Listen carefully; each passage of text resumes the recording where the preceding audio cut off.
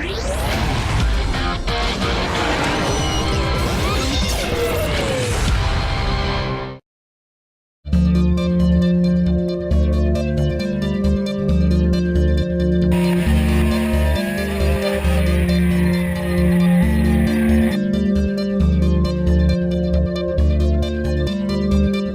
6 races to go in this open season, Felipe Massa has been back in Maranello, working with the team. And he explains how he prepares for the double header, which sees Formula One race in Japan and Korea, while looking back at past races at these tracks.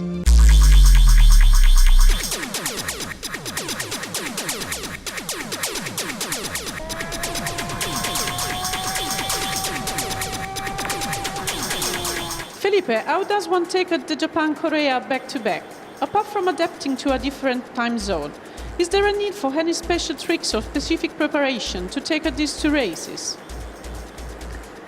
Well, I think the preparation is more or less similar as other races. The only difference is that Suzuka is a very difficult track on the physical point of view, more in the muscles point of view. So you have a lot of high-speed corners, and it makes the track more difficult in this point.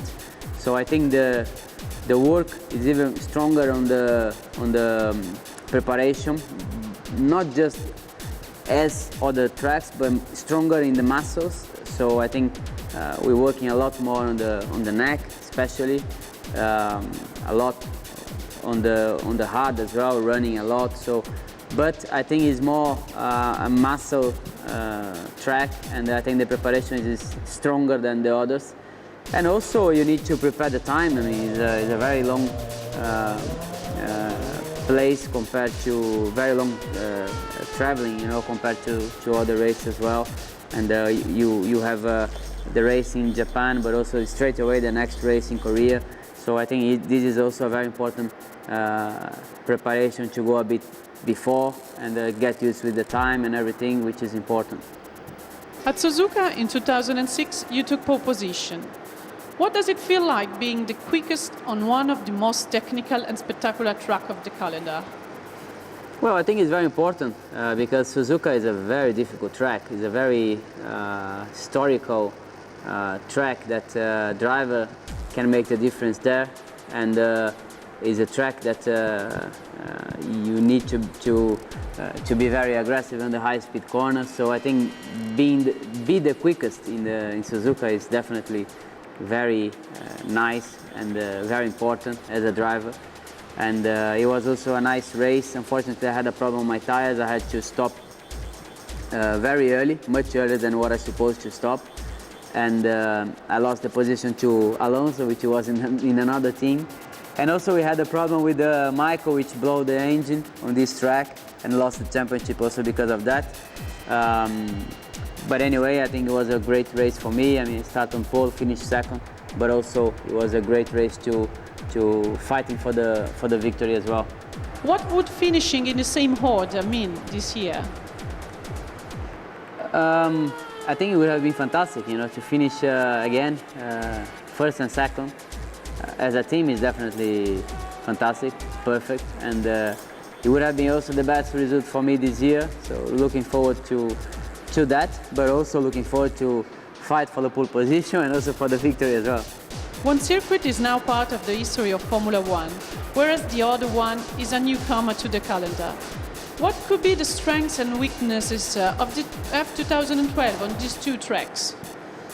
Well, I think our car can be competitive in Suzuka because our car is good in the high-speed corners. We were competitive in the Silverstone, for example, which is a lot of high-speed corners, and it's not so far away the direction at Silverstone to Suzuka in terms of car, in terms of downforce and everything, the way you need to prepare the car. Maybe Korea a little bit different, but I think, you know, looking forward that we can be more competitive in most of the tracks now, and for sure every race is very important now to the team, to Fernando, to the points, to me as well, to my results. So we need to concentrate and trying to be as competitive as possible every track. What strikes you about the culture of these two countries? Is there a dish or something to see that you particularly liked? Well, I love Japan. Japan is a place that I really enjoy. I love the people. I love the way they live. The education is so amazing. I mean, they're always very educated with you everywhere you go. I love Japanese food, so I like to eat Japanese food in many other countries as well. But when you go to Japan, it's always a great feeling. You know, it's fantastic to go there and to eat the real Japanese food as well. So I always enjoy a lot to go to Japan and to Tokyo as well. And Korea is a place that we don't really know very well. I mean, I know Seoul but for a few hours. I mean, I was there one evening, you know, and I know the place for a few hours. The place we stay is the little town close to the track, and we just concentrate on the race. I mean, don't go to any other place around the town. We just eat on the track, you know, stay there for the race, and so I don't have experience enough to comment, you know, about Korea. But Seoul looks really an interesting place, big, and I hope I can have a little bit more time there now, maybe in the future. There are still plenty of question marks over the future of many drivers in the F1 circus. What feeling does one experience as such an uncertain season draw to an end? How much can waiting to find out what the future holds after a driver's performance? Well, I think for sure the result is the most important thing in everything I do. So the future is definitely important, but I think the result, I mean, the concentrate every race, trying to do the best you can, is the most important thing. So I know what I'm able to do, I know all my talents, and I know what I can give to the team, and the team knows as well, because I'm not here since one day or 1 year. I'm here since a long time already, and looking forward to carry on, you know, doing a good result, working for the best on the track, and I think that's the right direction to be even not worry about the future. From the test in Mugello, how much has changed on the F2012? And could there be some more key turning points? Well, the car is changing completely a lot after Mugello, so we know how important it is to developing the car. We did a lot of development, we were always looking forward to developing more the car. It happens as well, some race that we couldn't use pieces which we brought on the track, new pieces, and we know how important is that. We know that we need to work on the car from every race until the last race, and we know how important is the job, and we also know that maybe the job is making 1 point more, 1 point less, or even more than that. So we know that is very important for us, so we concentrate on that, and I hope we can improve the car in the right direction even more compared to what we did until now. Filippo Petrucci, test team manager, explains how one prepares for a Formula One test, from the logistics side to the contribution of the drivers involved, in a race against a very small amount of time available for testing in the latest Formula One rules.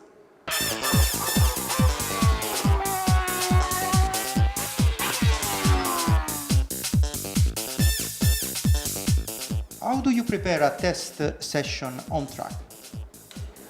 Okay, a test session is quite a huge organization, because it involves a lot of person, a lot of material. There is a quite complicated preparation for the car. The car for the testing generally is a lot more instrumented respect to how it is during the race, where the car obviously must be as light as possible. So first of all, when we prepare a test, the first things to do is to put together all the requests from all the departments. So what are the needing from everybody, what every department needs to test, and do a program of the test. Obviously, we have to split in all the the things to test, we have to divide and choose which are the one with the highest priority, which obviously needs to be tested, and which are the lowest priority, which if there is time, spare time during the session day, will be tested. So generally first we do a program of the test, and then what happens is that we have to prepare all the personnel which has to follow the test. So we have to choose which engineers has to follow the test. Obviously sometimes it can depend also from the kind of test we do, because as we know there are different typologies of testing. One is the normal session of testing where we do performance testing, and then we've got the possibility to do aero testing. Obviously in the aero testing there are a lot more aerodynamics involved into these tests. So when we have to decide how many persons we have to bring to the test, generally is between 30 and 60-70 persons for a test session, depending on the program of the test. And then we have to, at this point when the personnel has been decided who will follow the test, we have to prepare all the logistic part of the test. So we have to involve our logistic department to make the reservation for the flights, to make the reservation for the car, to rent the cars to move in the area where we test. We have to book the hotels. We have to prepare everything to be ready there. And then we have also the logistic part of to move all the material that needs to be on track and to move the cars. And so when everything is together, generally 3 days, couple of days before the test, all the material leaves, and 2 days before the test, the personnel leaves to go on the track to prepare everything for the testing day. How much influence the external factor have on a testing day?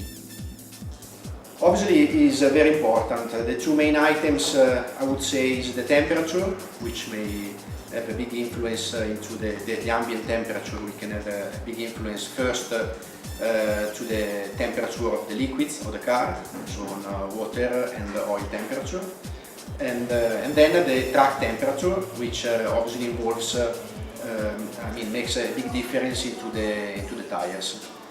Then we've got also the wind, so the wind speed, the wind direction, the change of wind direction, which especially into the aerial testing it may be a very big issue. So in any case we've got on the car some pitot tubes which will give us the real speed of the car on the wind, not compared to the real speed on the ground. And then we can also measure the direction of the wind. So in any moment the car is along the circuit, we know in which direction the wind is hitting our car. How much precise is and how much reliable is driver's feedback during a test? Obviously the driver is the first feedback we got out in the testing day. As we know, we've got a lot of instrumentation on the car, we've got data acquisition, and we've got the real-time telemetry, which is transmitting to the engineers all the data while the car is running. So when the car is running, we've got a first idea of what is happening, but obviously the feedback of the driver is always the most important thing, because one is the theoretical way that the car should be. Something different is the way that the driver wants the car to be. So depending from the driving style of the driver, you may have the request from the driver to have the car set in a way that is not exactly what theoretically it should be. So obviously the feedback of the driver is always very important. So what happens if one new solution as a result from an engineering point of view and a different opinion from the driver? It's always a different choice to do. Obviously when there is something that is clearly a better solution, it's very difficult that also for the driver it is not. So generally when something is easily visible that is a lot better than what you had before, generally the comment of the driver is very similar. There are situations in which there is a very small increase of the performance of the car, and maybe the driver has got a worse feeling. So the driver is pushing to go in one direction, the data push in the other direction, so generally you have to choose which way you have to take.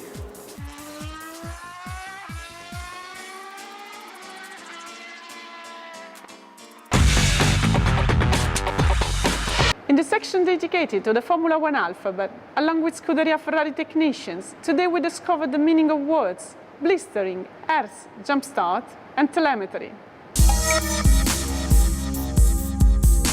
Blistering is a phenomena is that the contents of compound which including the low volatile constitute boiled in the rubber, then it makes a bubble in the rubber.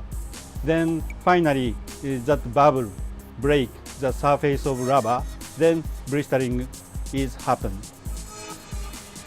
When the car is going to, for example, Monza, so very high temperature and high speed course, so tire temperature is very high. Then contents of low volatile constitute is boiled because of that heat. When we have the blistering on the tires, so usually the tire performance is getting worse. So then we have to avoid that phenomena. The way to avoid the phenomena is that, for example, making much bigger contact patch, and also, for example, less negative camber helps the tire temperature. So setting for tire are very crucial for blistering. ERS stands for Energy Recovery System. This is a system that will be used in 2014 in the Formula One car to generate energy in the car and use it as boost when the car needs it. Normally this can be done at the moment already with the KERS in the car in 2012, where during braking there are some electric generators that generate electric energy that is stored in a battery and then used later. In 2014, with the ERS, we will be able to recover energy not only from braking, but also, for example, attaching a generator to a turbo compressor, or just using burning fuel to generate energy directly and storing it in the battery. You know that the normal start is when all the red lights expires, but if you start before that happens, you get the jump start. So when you get the jump start, you will get for sure a penalty, and normally the penalty is a drive-through, and then you have to pay the penalty crossing the control line no more than twice. So pay attention. Telemetry is our way how to get data and information from the car to the pits. We have a control unit here. This unit collects all the information on the car that is available, converts it into a radio signal like you are used at home with your wireless LAN, and transmits it from the car to the garage. Now the car moves around while this happens, so this is not so easy. We have a system which we share with other teams where repeaters all around the circuit pick up the information to make sure that we don't have a blind spot. The data effectively come into the unit here, are converted into radio signal, leave the radio signal on this antenna connector, and then we've got a tiny little antenna that sticks out of the car here and transmits the data to the garage. What type of data are we speaking about? We are speaking about all the sensor information on the car. We are speaking about all the status information of the car. We are speaking about how the car, the engine and everything sees the world at the moment and wants us to know. What are the data used for? The data are used for diagnostics, so we know exactly what the car is doing at the moment, or if there's a problem, what the problem is before the car comes in. We can prepare already interventions when the car comes in, and we can already prepare changes to the setup of the car because we know how the car behaves at the very moment. Being a wireless transmission, there is obviously the risk that some disturbances can interrupt our link. This is not a too big problem because we keep a copy of the data on the car. The only thing we lose in this case is the immediate response. Are we speaking about a lot of data or just a few data? We are speaking about a lot of data. We are speaking about something in the order of gigabytes over the course of a weekend that permanently come from the car to the garage. Scuderia Ferrari Racing News will be back in October with the latest news from Maranello.